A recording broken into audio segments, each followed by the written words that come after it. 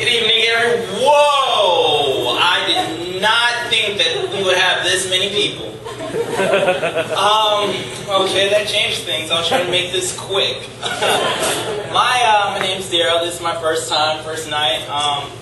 And my story is pretty interesting. It involves my wife and my mother. So for the women out here, I am very, very grateful to you, right? So the story begins. I'm on my way home to Georgia to my brother's graduation. So driving from Illinois through Kentucky, through Tennessee, all of a sudden I'm like, okay, I need to go ahead and stop for gas. Now I'm a big, don't look at the glasses and think you know me, all right? But I am a huge Transformers fan, all right? I'm with my coworkers tonight, and they will let you know my car is named Nightshade. It's a Mazda 609 black. Nightshade, get it together, right?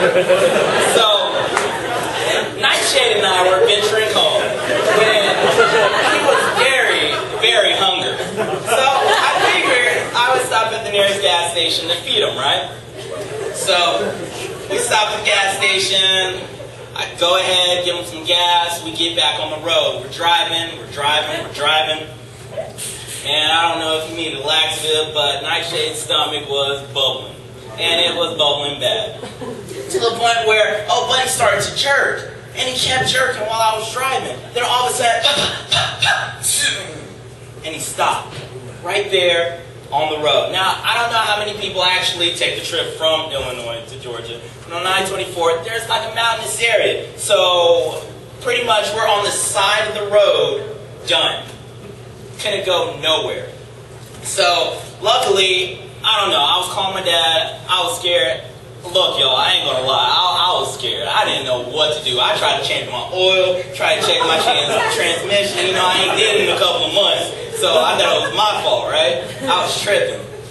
Well, finally, I kept messing, you know, with them, and I'm like, Nightshade, please, man, come on, just get it together, Hey, I ain't saying my car is real, but all of a sudden he just came back on like nothing was wrong. So we got that going, right? I was like, okay, this is cool. I was like, all right, Nightshade. So we get going, and all of a sudden he starts jerking again. So I'm like, all right, let me go ahead and exit off and go ahead and stop and call Geico, see what was going on, all right? So I go ahead and stop, and I try to turn him on, crank him again because I turned him off so he can rest, right? He didn't come back on. He was done. He was done for the day. So I'm like, darn. All right, well, let me go ahead and call Geico, call my parents, let them know what's going on. Hey, my brother's graduation is tomorrow. I need to be there tomorrow by noon, right? Nope, wasn't going to happen.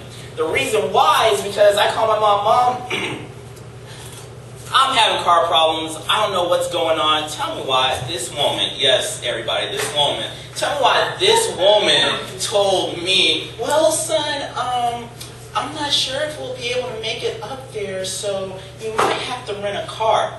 Mama, are you serious? I'm about to spend $800, $900 on a new engine, and I don't know what's going on, but Nightshade needs to be diagnosed, and he needs his problem fixed, right?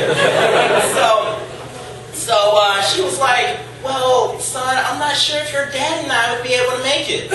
Okay, first off, my dad's a truck driver, y'all. You tell him where to go, he will be there, right? So I'm starting thinking it was something against me. I'm like, Mama, I'm your firstborn. My middle name's Dwayne.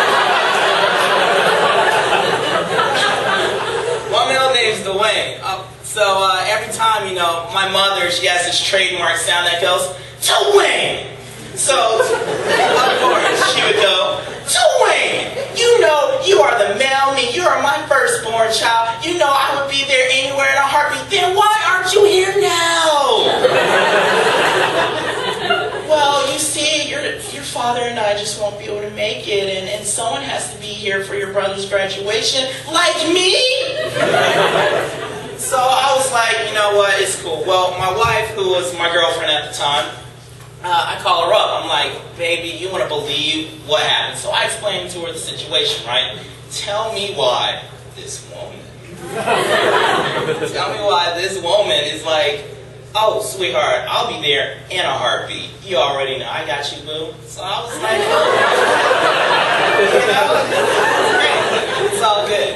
So in the meantime, she hits up my mom, and so they tag team and they start to come. I don't know how is it that I couldn't get my mother to come, but my wife, my girlfriend at the time, all she had to do was say the word, and her mom was up going towards Tennessee. Now, it was 4 hours away where they were coming from, right?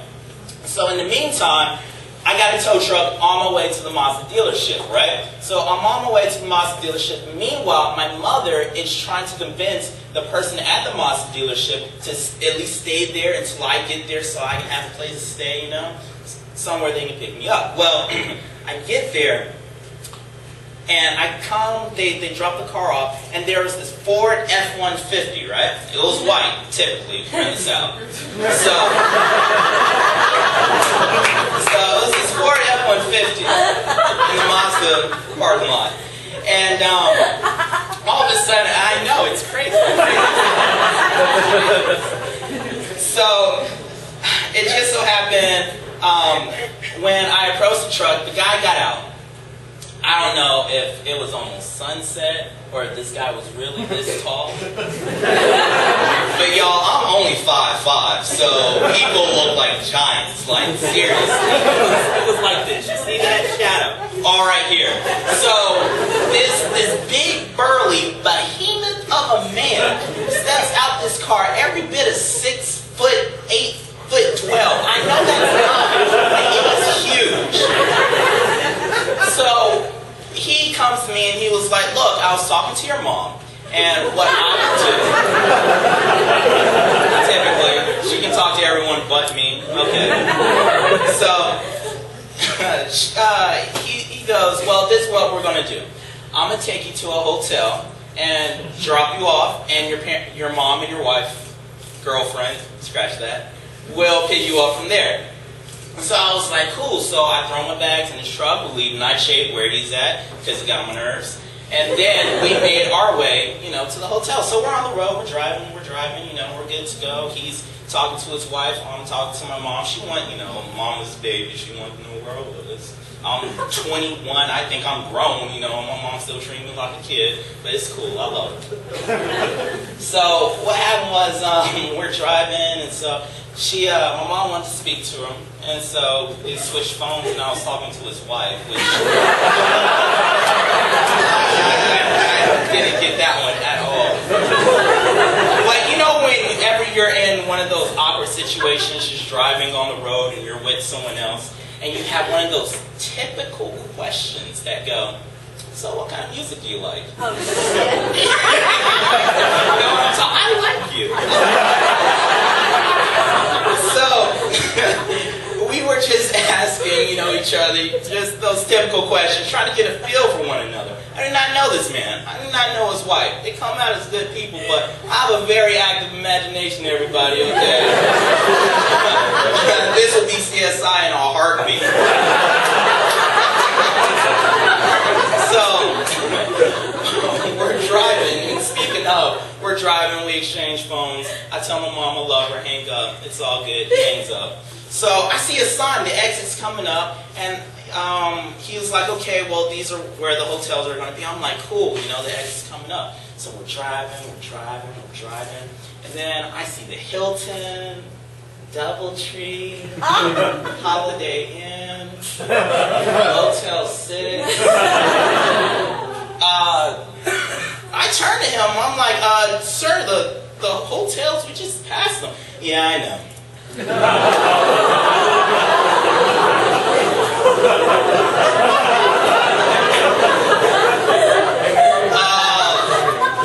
"Sir, where are we going?" "Well, you know, I just figured you're hungry, so we'll just go to this place so I can drop you off there and you can get something to eat." Exactly. Exactly. So I'm trying to be cool, because if this dude is a serial killer, I want to try to make it out of this situation before he suspects something. You know what I'm saying? Jump out the car, barrel roll, something. I got an iPhone. I I got the app to just transmit some coordinates to Nightshade. I know it would have been there in a heartbeat. So we're just driving, and I call up my mom. I don't call her, I text her, right? So him and I are talking, you know, I'm just trying to tell him some jokes, keep his mind occupied, focus on the road. Not believe where we're going. So I text her, this woman calls me up. This woman again, yes. So she calls me up, and then she goes, Dwayne, oh my goodness, I can't believe this, son. Listen, Jenny and I, we're on our way, and we're 3 hours out. People, 3 hours is not going to help me in a Ford F-150. With a total stranger, no. So she just wanted me to keep her posted through text. So I did. Well, it's getting dark, sun's down, it's completely black. So we go ahead, and we're really close to this food area, which was a truck stop. A TA, actually. But he said it had an arcade, because I'm 21 years old and I like going to arcades, right? I also like lollipops and candy canes. So, we're going to the the truck stop, and we just parked. And so we're sitting there. And we're sitting there. And then he goes, you know, this just doesn't feel quite right with me. Yep. So he just calls his wife, works something out, and then he goes, you know what, how about this? I'll take it to my place.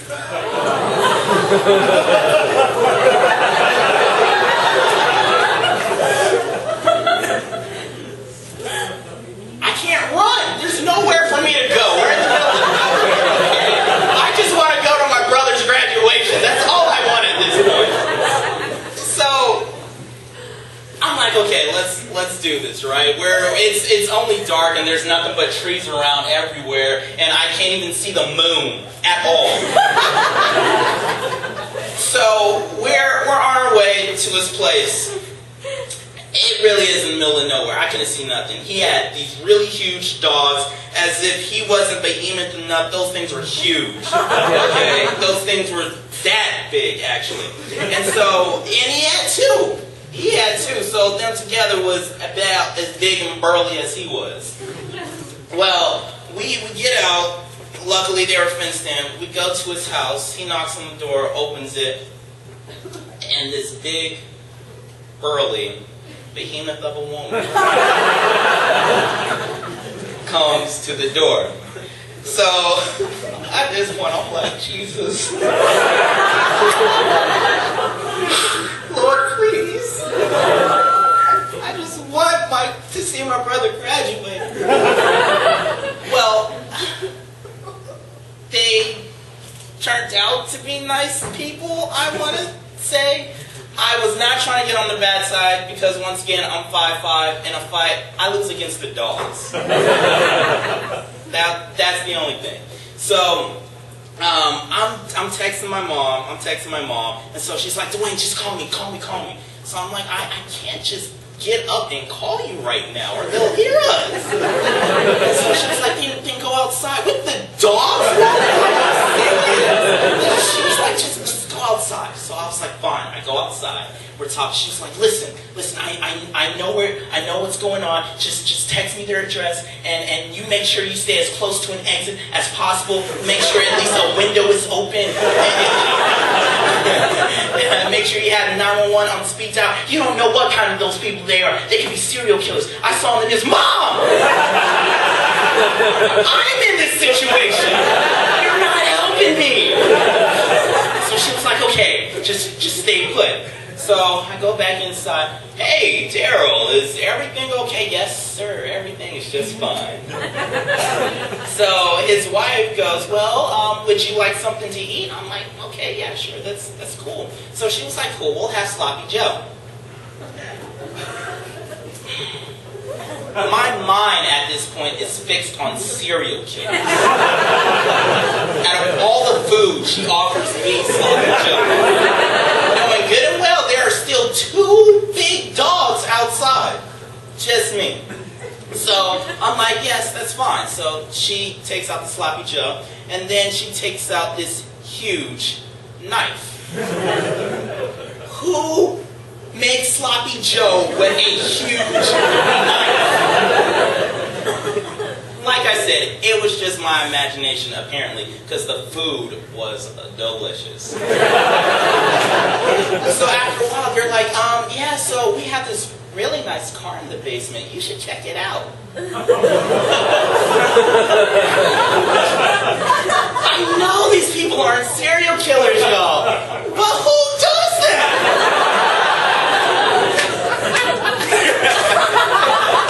So we go downstairs, and that ride was sexy. Oh my goodness! Not saying that about my car, Nightshade, but hey, that thing had it going on. It did. Well, finally, after 3 long hours of trying to talk and stay close to the door and know where the nearest window was at, my wife and my mother finally show up.